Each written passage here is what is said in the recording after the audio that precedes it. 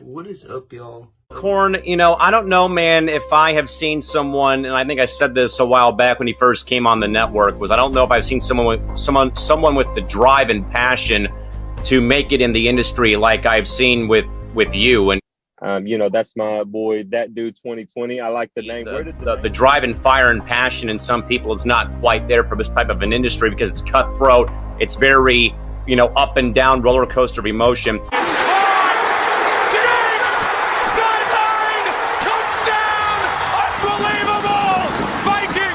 Also, I don't know if I've seen a person, though, who probably has been so appreciative of a chance that they were given. Corn, like I've said, though, man, is, again, you're one of the new guys on this network. And again, I know that you're very appreciative, though, of me kind of giving you the shot here. But how did you get blocked by LeBron James on Twitter?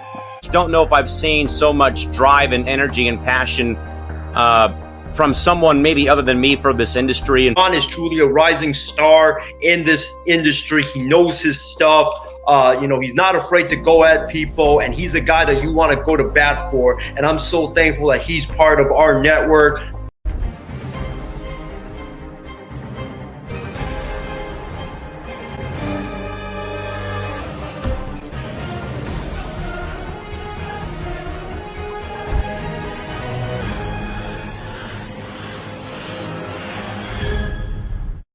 All the takes you don't want to hear, all the hoopla, leave it at the door at any other network. But that one, dude, 2020 here with the MI6 Sports Network. We have the honor and pleasure of getting to talk to Dan, sports anchor reporter for 13 WHAM.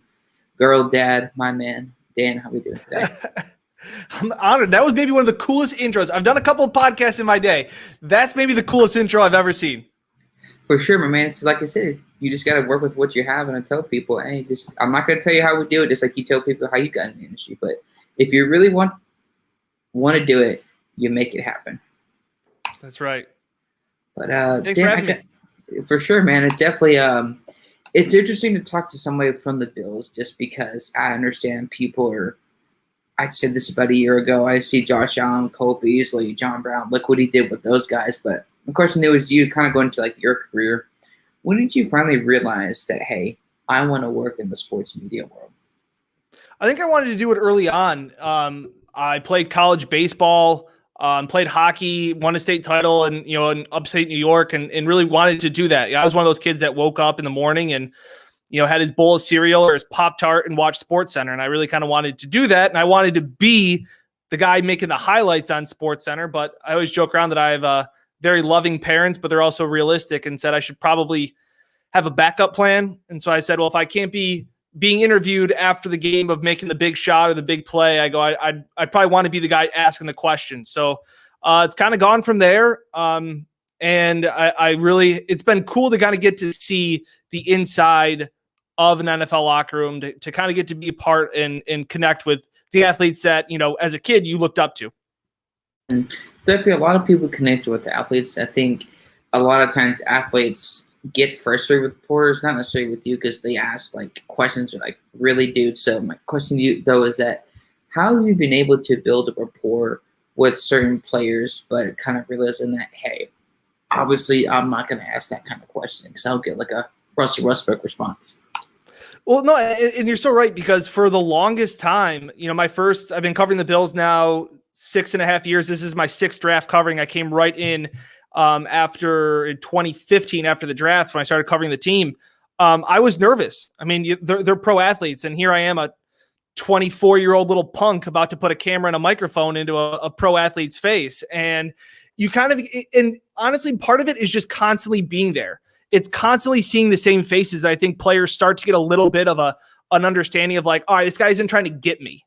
Like he's not trying to just get, to trick me or anything like that. And obviously pre-COVID, when we'd be in the locker rooms, each player kind of has, you go up to the locker, and there's kind of like a media scrum that goes around all the players.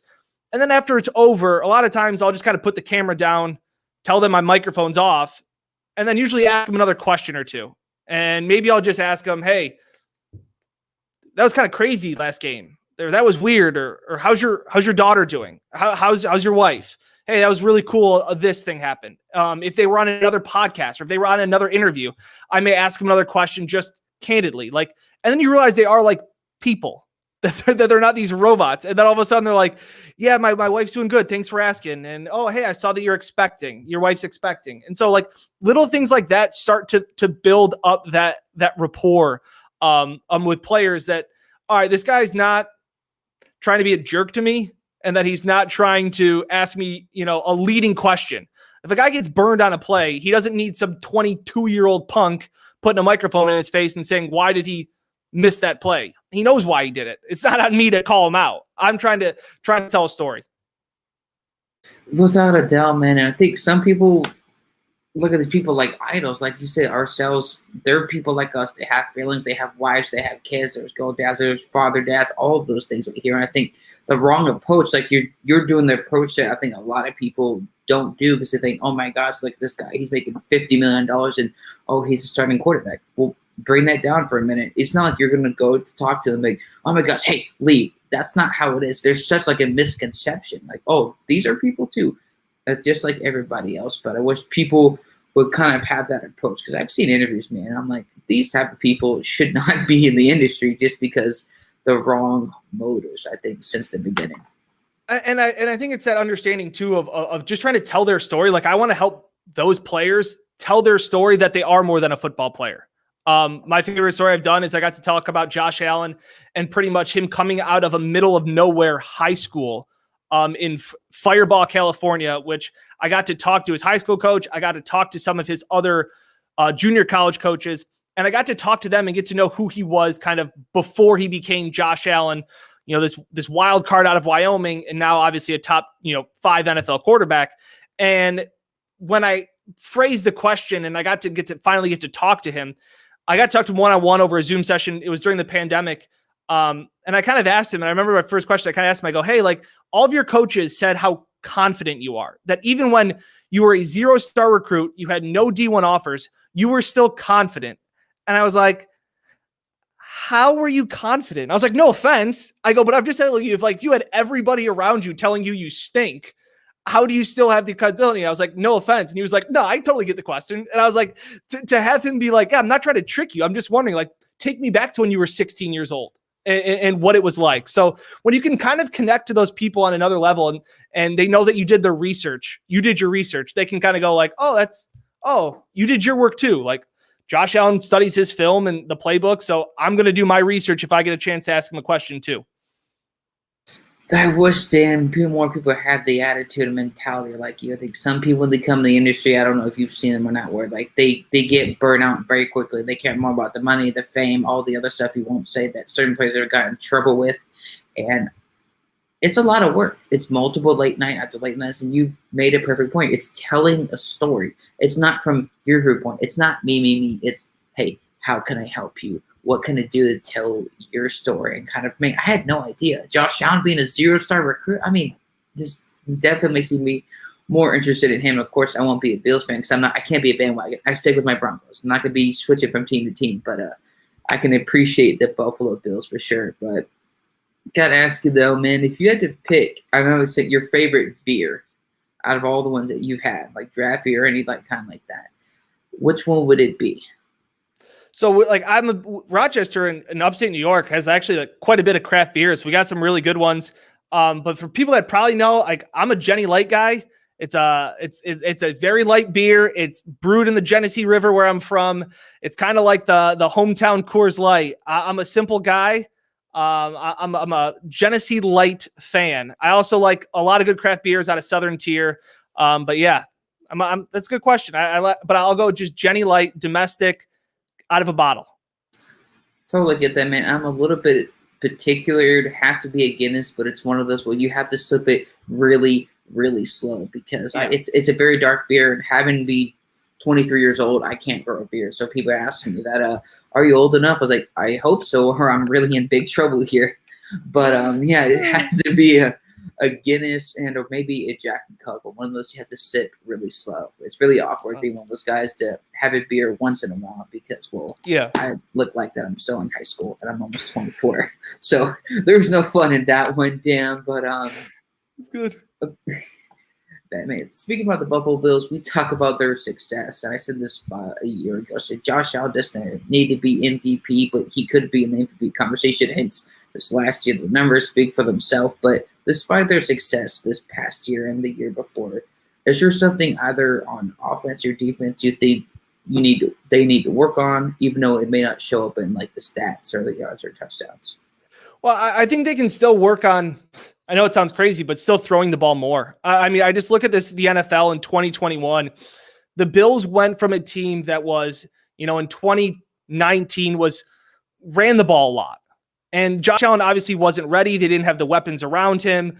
But then in 2021, they came out with this totally different mindset of that they're going to let Josh Allen just take them as far as they can go. They brought in Stephon Diggs. And as I constantly said, they didn't bring in Stephon Diggs to run block. They brought in Stephon Diggs to throw him the football. And they did that more than to anybody in the NFL. So I just look at this as the NFL in 2021, and you probably can attest to this a little bit as a Broncos fan.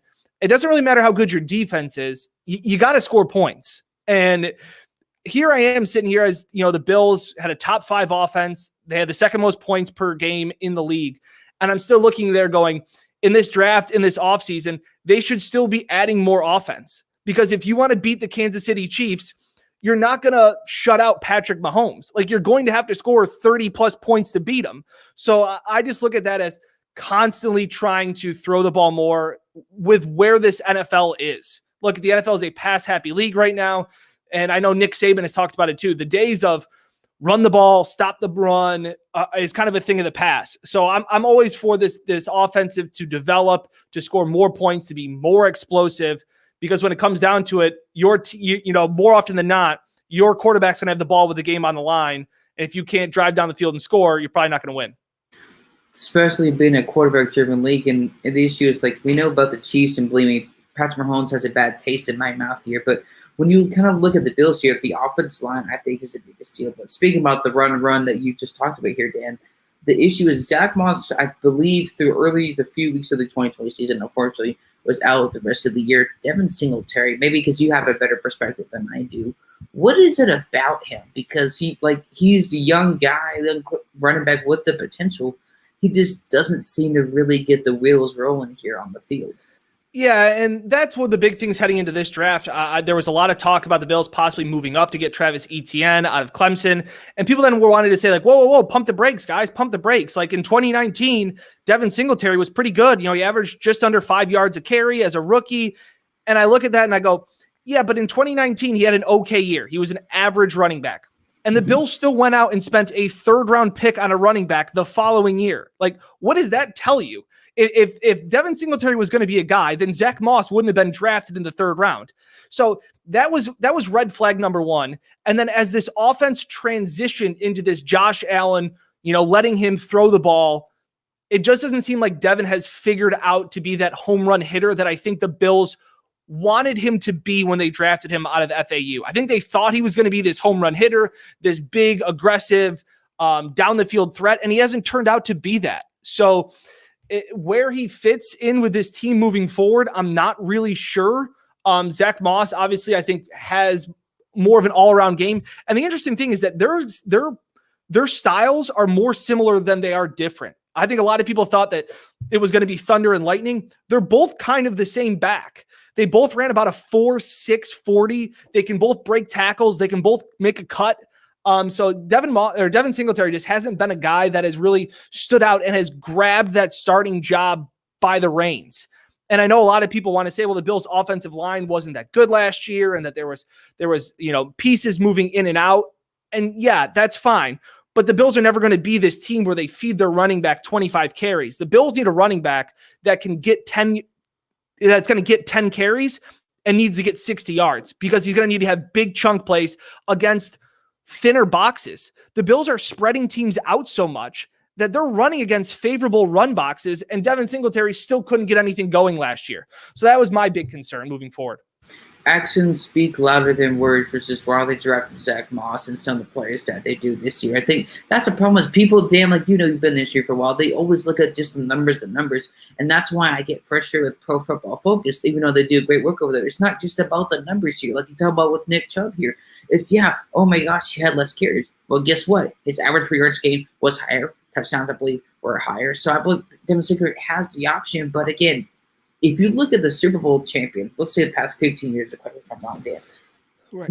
What's one of them that where the running back, again, this is not to deevaluate how great running backs are, where a running back rushes 15, 20 plus times and the team wins the Super Bowl? That's it just doesn't happen.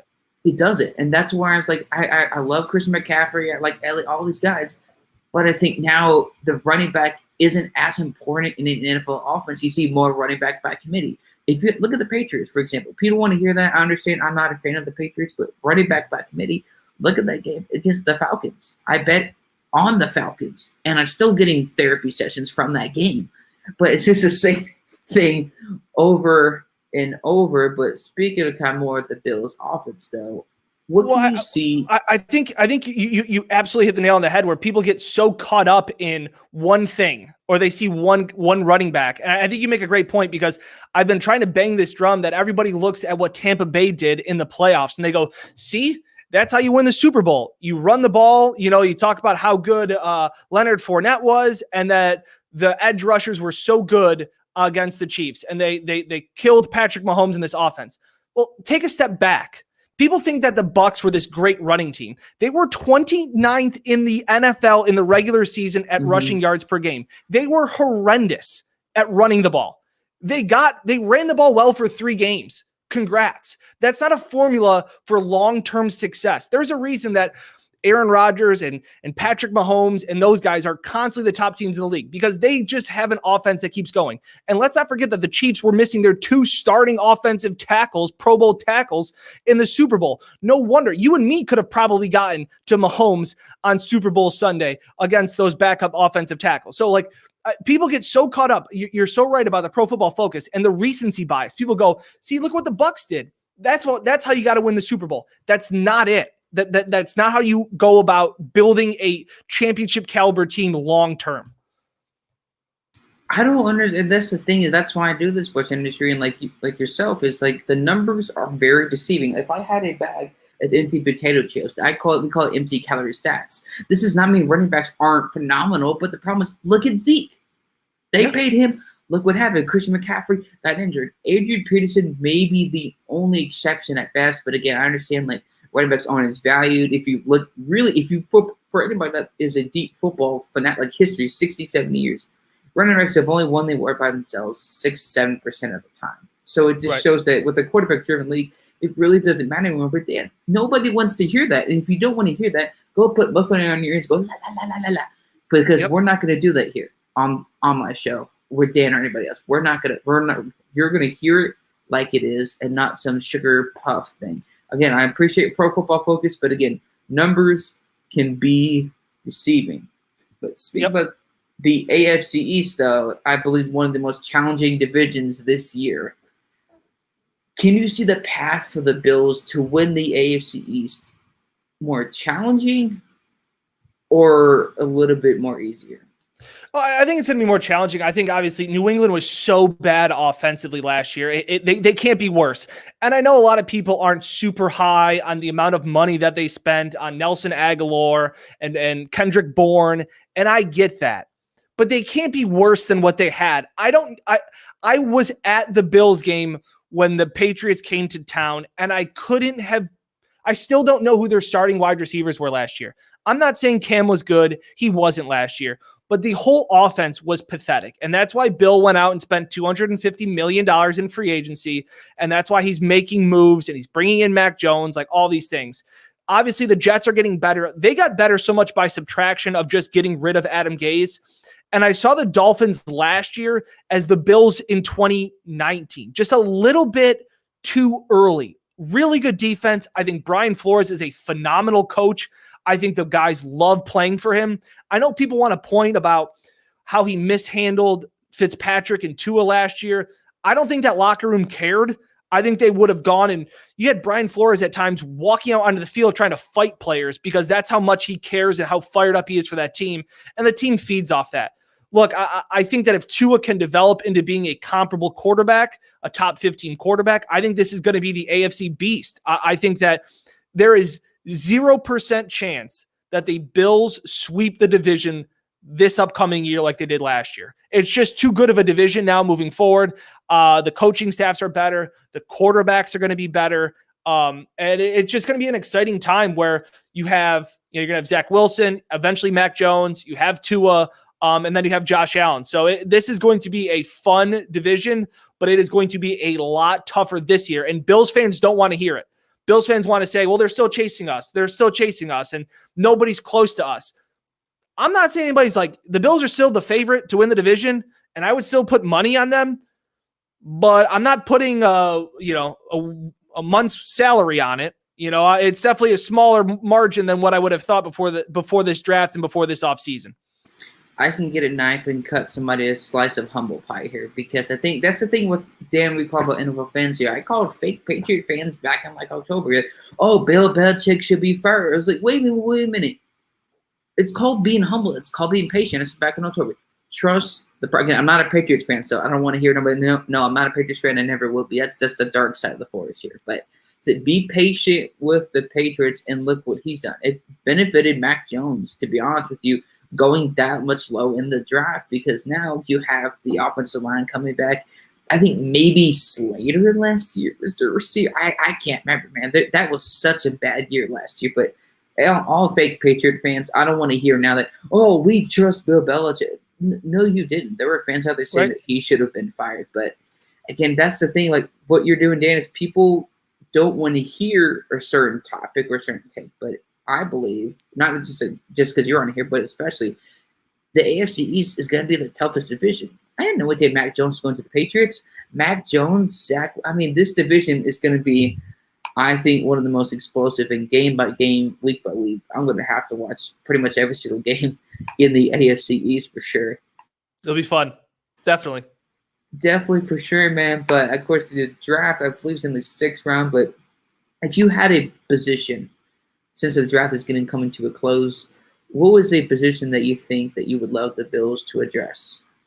Well, I would have loved for them to try and find a second corner. I think that's the only position currently where the Bills starter is not written in pen. I think every other position it's written in permanent marker. The Bills are bringing back pretty much everybody on the offense. Obviously, they're losing John Brown, but they bring in Emmanuel Sanders. But they don't really have a number 2 corner. They're bringing back Levi Wallace, who was undrafted. He was an undrafted free agent out of Alabama. And there's just a couple guys where they signed him to, a veteran minimum. And then they drafted Dane Jackson in the 7th round last year out of Pitt.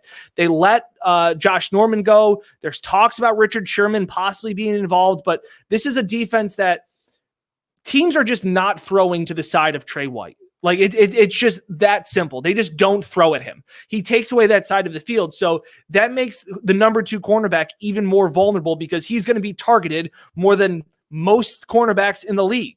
So that was something that I thought the Bills could have addressed in the 1st or 2nd rounds, and they didn't. So that was kind of concerning. They went with 2 edge rushers to start, and now they've drafted 2 offensive tackles, which is kind of confusing to me. I know you can never have too many edge rushers, and obviously offensive tackles are so important, but they signed Daryl Williams to a 2-year deal. He was really good last year at right tackle, and then Deion Dawkins is locked up long-term at left tackle. So look, this is kind of what you get to do when you're the Bills and you've had success and you're drafting 30th, but it is a little bit odd seeing some of these positions where I thought they were already kind of set at. Definitely, without a doubt. And Sherman would be interesting, but I think at this point it's clear, despite him being a Hall of Famer, and I like him as a corner, he needs to retire. There's no doubt. I believe he's a first ballot receiver, and a sorry, what receiver like Crabtree could agree on that one without a doubt. But again, folks, before we go, like we do on every single program, let's go to this afternoon's final thoughts.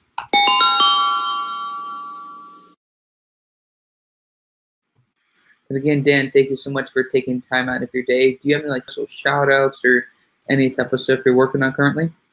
Yeah, so head on over to buffaloplus.com or the Buffalo Plus YouTube channel. We got about over 5,000 subscribers, all Bills content, our instant reaction, our hot takes, tons of good stuff there about the full Zoom calls from players.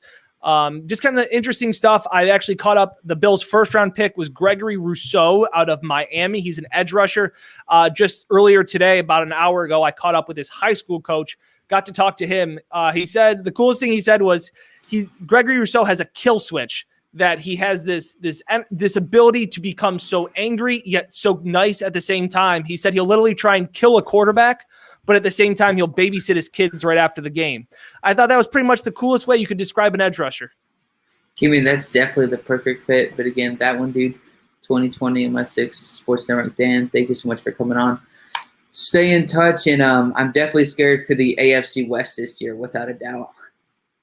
I hear you. Hey, maybe you'll get Aaron Rodgers. I hope so, and if I can, you can hear me all the way where you're at, screaming that, like, screw the Raiders and the Chargers, but let's see what happens here, my man. I appreciate having me on, man. Take care. Thanks.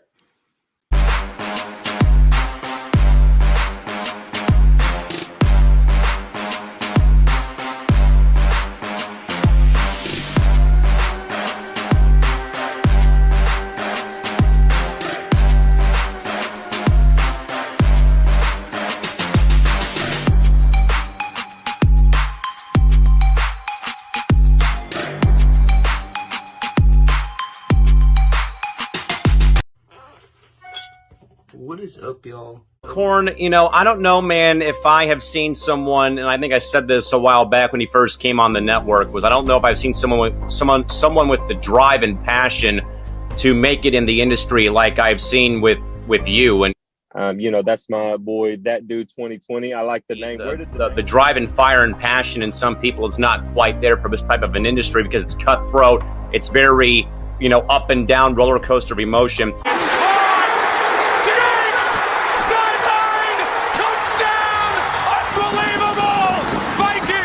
Also, I don't know if I've seen a person, though, who probably has been so appreciative of a chance that they were given. Corn, like I've said, though, man, is, again, you're one of the new guys on this network. And again, I know that you're very appreciative, though, of me kind of giving you the shot here. But How did you get blocked by LeBron James on Twitter? I don't know if I've seen so much drive and energy and passion from someone maybe other than me for this industry. And LeBron is truly a rising star in this industry. He knows his stuff.